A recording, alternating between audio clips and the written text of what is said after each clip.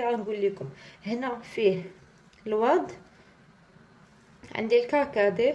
هاد الكاكادي البنات كيكون عند العطار، هو كيلونو به الشعر، يعني اللي كيبغي يلون يعني الشعر ديالو كاجو طبيعي بلا مواد كيميائيه كيستعمل هذا في الوصفه. هذا هو الكاكادي اللي سبق لك زعما سبق لكم سمعتوه، هو هذا.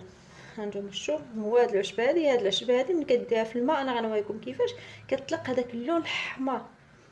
هذه كيستعملوها الهنود بزاف باش كيصبغوا الشعر ديالهم. من بعد البنات عندي هنايا الخزامه، عندي الخزامه وعندي اليازير وعندي الورد الكاكادي وعندي السانوج. ها هو كيف ما كتشوفوا، هو هذا الكحل هذا، يعني فقط هادشي اللي غادي نحتاجو. بالنسبه للوصفه هذه غادي نقول لكم تستعملوها بجوج طرق. الطريقه الاولى الا بغيتو تستعملوها في الزيت، الطريقه الثانيه بغيتو تستعملوها في الماء. انا زعما بالحكم ديالي انا زعما حيتاش كنفضل انني نديرها غير في الماء باش